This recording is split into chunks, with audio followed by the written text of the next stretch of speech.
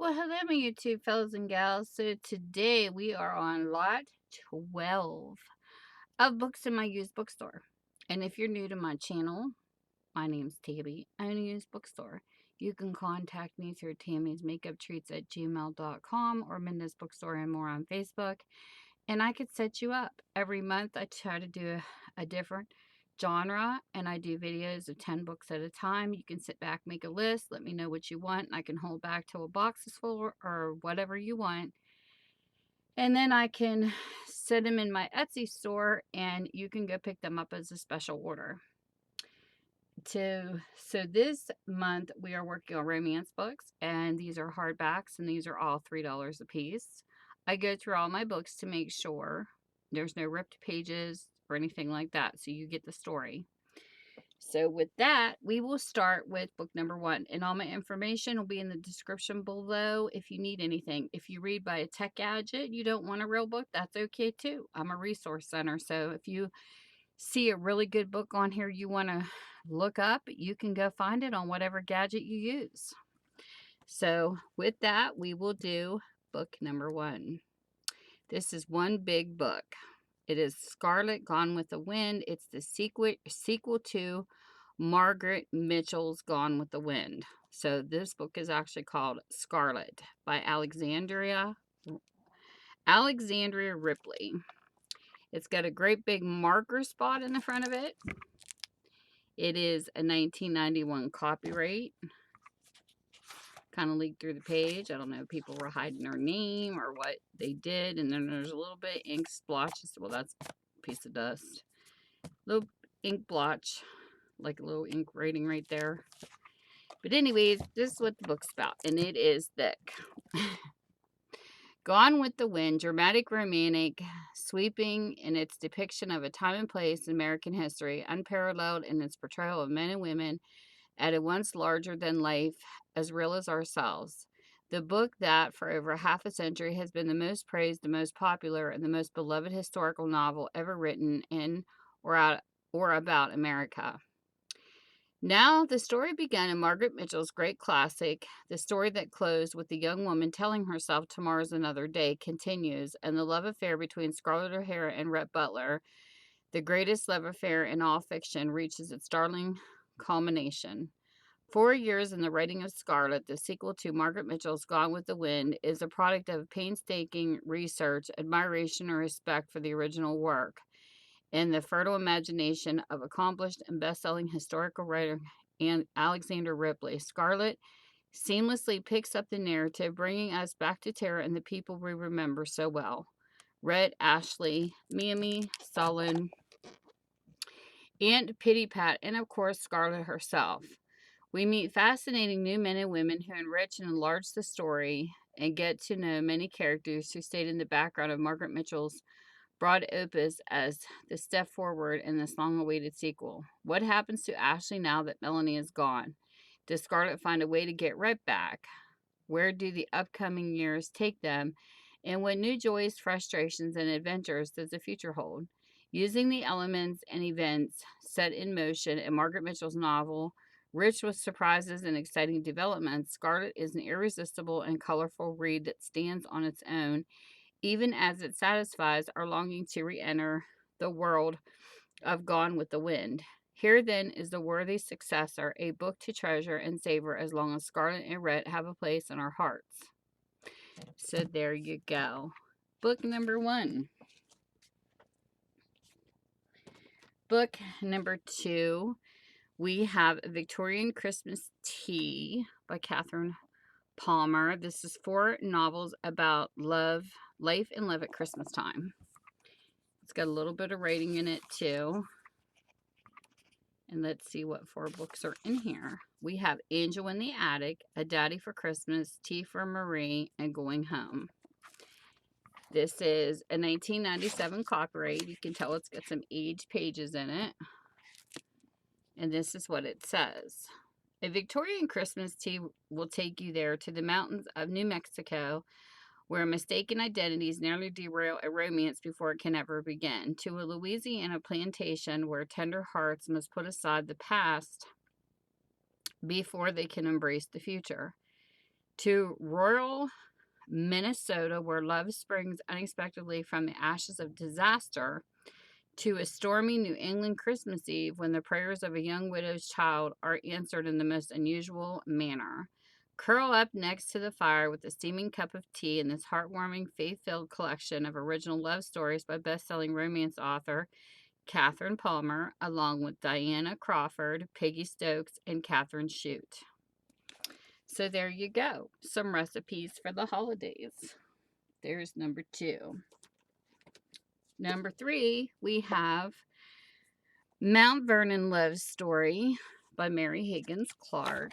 That's what the book looks like. It is a 1996 copyright, and this is what it's about. Always a lover of history, she wrote a biographical... Wait a minute, that's not the book. Hold on. Okay. In researching George Washington's life, Mary Higgins was surprised to find an engaging man behind the pious legend. He was a giant of a man in every way, starting with his physical height. In an era when men averaged about 5'7" he towered over everyone at 6'3". He was the best dancer in the colony of Virginia. He was also a master horseman, which was why the Indians gave him their highest compliment. He rides a horse like an Indian. She dispels the widespread belief that although George Washington married an older woman, a widow, his true love was Sally Carey Fairfax, his best friend's wife. Martha Dandridge Custis was older, but only by 3 months. She was 27 to his 26 when they met. Mary Higgins Clark describes their relationships from their first meeting, their closeness, and the tenderness toward her 2 children. Martha shared his life in every way, crossing the British lines to join him in Boston and enduring with him the bitter hardship of the winter in Valley Forge. As Lady Bird Johnson was never called Claudia, Martha Washington was never known as Martha. Her family and friends called her Patsy. George always called her my dearest Patsy and wore a locket with her picture around his neck. Mount Vernon Love Story, Clark tells the story of a rare marriage that brings to life the human side of the man who became the father of our country. That sounds like a really good book. So there you go, book 3.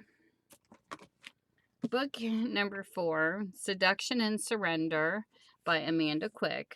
It's got a little bit of yellowish look there. This is a 1990 copyright. Nice big red book. And this is what it's about. Seduction. Meet Julian, Earl of Ravenwood, an untamable man with a legendary temper, and a country lass, Sophie Doring, the strong young lady determined to conquer him. People in town thought Julian was the devil. His first wife's untimely death aroused suspicions of foul play, and it was rumored that Julian had drowned her in Ravenwood Pond. Now indomitable Sophie is to wed Julian with a marriage of convenience, while Julian is marrying so that he can produce an heir. Sophie has a more passionate goals in mind. Vengeance and love. Sophie hopes she can use him to find the man responsible for her sister's murder while she teaches the dreaded devil Julian to love again. I consumed Seduction like a Valentine box of chocolates in one sitting and thoroughly enjoyed it. Rebecca Brandywine, that was a cute quote. Surrender. The allure of moonlight escapade can be impossible to resist, especially when accompanied by the striking new suitor. For Victoria Huntington, who longs for risk and adventure, Lucas Colebrook, Earl of Stoneville, seemed to be the perfect match, unlike the fortune hunters who had previously tried to woo Victoria. Lucas appeared disinterested in Victoria's vast fortune. Their wild midnight rendezvous gave way to love, but love soon gave way to danger. After a hasty marriage, Victoria finds herself being stalked by dark secrets from her past. Now those ghosts from long ago threaten to ruin her life, her honor, and the one man she truly loves. That is so awesome. I love these books. So that is a book 4, I think. Yeah. Book number 5, we have Blue Calhoun by Reynolds Price. This is a 1992 copyright. That's what the book looks like. And this is what it's about.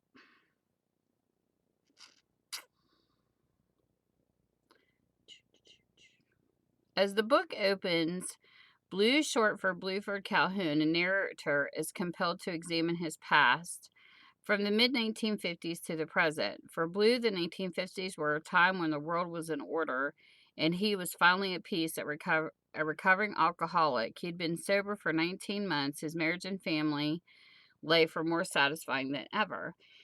Even his job, selling musical instruments, was the best he ever had. But then one day fell down on me from a clear spring sky, no word of warning. It tore the ground from under my feet, and everything around me shook the way a mad dog shakes a howling child. Okay. April 28, 1956 was the day Blue met a 16-year-old girl named Luna, and for the next 3 decades, their love has borne consequences of the most shattering and ultimately perhaps healing kind for every one they know. As Blue recounts the years of their events for us, fervently, tenderly, knowing full well his own deep responsibility, we are made witnesses to a story of classic dimensions, a story of love and suffering, family and friendship, death and redemption. Wow. Okay, so there is book number 5. Book number 6, we have Just Rewards by Barbara Taylor Bradford. That's what the book looks like. It is a 2006 copyright, and this is what it's about. 4 women at a crossroads. A family in crisis and an enemy planning for his long-awaited chance at revenge. Who will have their just rewards? Lynette O'Neill, great-granddaughter of Emma Hart, finds herself following in the footsteps of the original woman of substance as she battles to modernize the family business. Returning from her honeymoon full of fresh ideas for bringing the Hart Empire to the new century, Lynette locks horns with her mother Paula in a battle about the future. But due to unexpected circumstances, Lynette finds herself alone at the helm, just as her great-grandmother once was.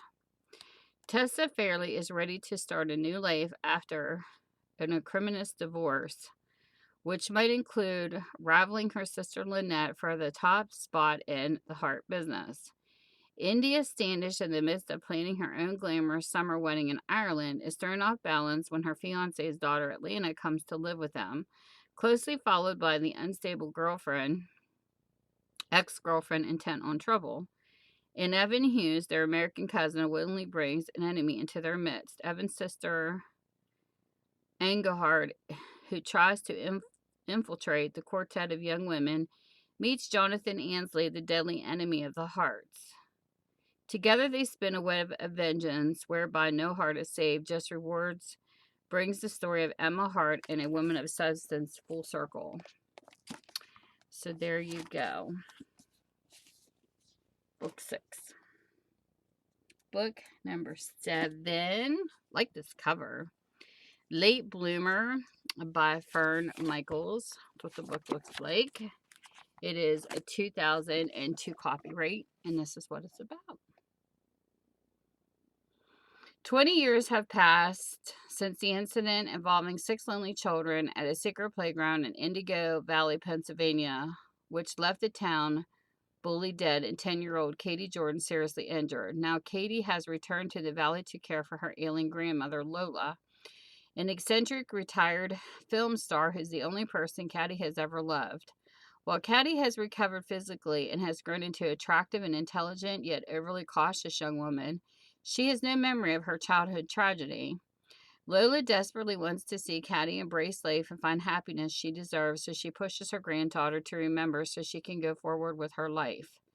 As Katie reacquaints herself with the old friends, Amy, who is now a wife and mother, Andy, an insurance agent, Pete, an attorney, and Mac, the town's chief of police, she begins to recall bits and pieces of what happened that fateful day. Katie also discovers a new zest for life and falls in love for the first time, but her friends don't want her to remember. If the truth comes out, their safe and secure lives might be ruined forever. Which of them will do what is best for Caddy and acknowledge the truth? Which of them will betray her again and do what is best for themselves? You just get a little romance with a little whodunit. So there's 7.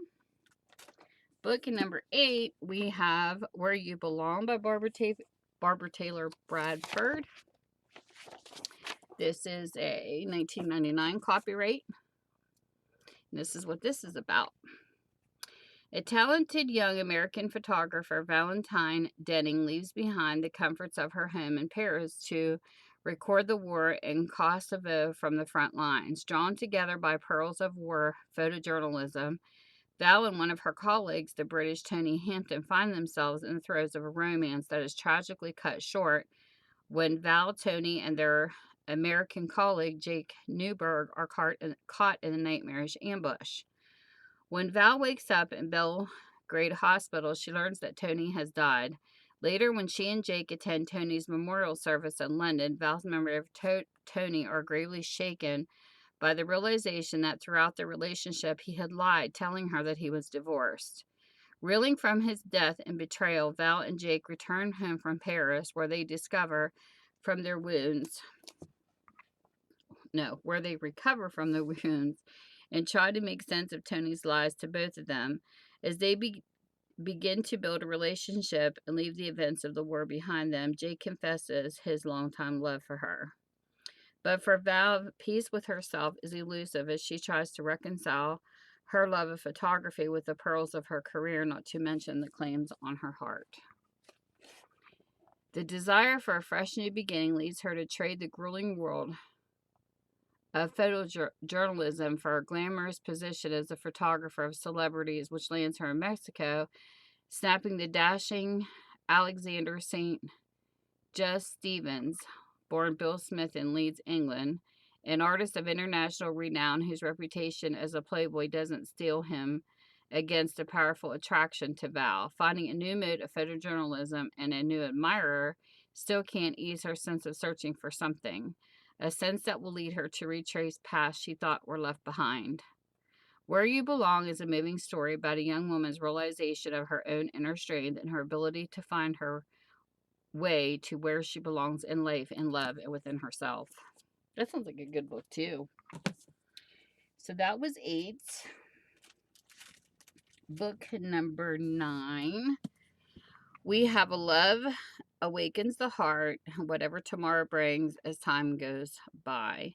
2 best-selling novels complete in one volume. This is The Californians by Lori Wick. Marker rating in the front. That's what the book looks like. 1992 copyright. And this is what the book is about. The year is 1871. The place is bustling San Francisco. The frantic gold rush years are past, and California was admitted into the Union 21 years ago. Yet it's still a frontier, and new settlers are arriving daily to make their fortunes. Lori Wick transports you to this fascinating time and place in unforgettable first novels of her best-selling series, The Californians. In the series' first book, 20-year-old Caitlin Donovan and her family step off a clipper ship, tongue-tied here, onto the tidy, brick-lined streets of San Francisco for a long-awaited holiday from their missionary post in Hawaii. A devastating tragedy meets them instead, and Kate must somehow care for her frightened and younger brother and sister in this unfamiliar place. Can she trust the rugged men of this restless country with all her cherished dreams of happiness be swept away? Grief gives way to joy and innocence, to maturity, as Kate learns to trust God for the strength to face the future, whatever tomorrow brings. The second book of the Californians turns to another branch of the Donovan clan. Handsome Jeff Taylor was awaited for 5 long years for a chance to apologize in person to Roberta Bradford, but she had left town the day after the humiliating episode he remembered so painfully. Jeff was older now. He'd grown in his faith as a man, and he knew somehow he had to make amends. Still, the news that Bobby was returning to Santa Rosa while she considered another man's proposal of marriage came as a shock. Will Bobby even want to see him? Can their friendship be restored after such a heartbreaking betrayal? Can love grow as time goes by? So there you go. 2 books in one. Pretty cool. And then the last book we have, which is book number 10. This one's called A Woman Betrayed by Barbara Delinsky. This is a 1991 copyright. That's what the book looks like. And this is what it's about. The little marker over there again. Okay. Laura and Jeff Fry have a happy 20-year marriage and 2 terrific kids with a successful catering business as well. Laura has everything she could ask for, then Jeff mysteriously disappears, and Laura's picture-perfect life is shattered. Laura maintains that the Jeff she knew would never leave voluntarily, but what about the Jeff she didn't know? As her husband's many secrets come to light, Laura is left in a surprising picture of the man she married. Shaken to the core, Laura looks for ways to hold her family together and rebuild her life. What she finds is a strength she never knew she had and a love she thought she had lost forever. With an utterly compelling plot and writing and the unerring goes straight to the essential matters of the heart, this unforgettable story delivers everything that readers have come to love about Barbara Delinsky novels. So there you go. All 10 books.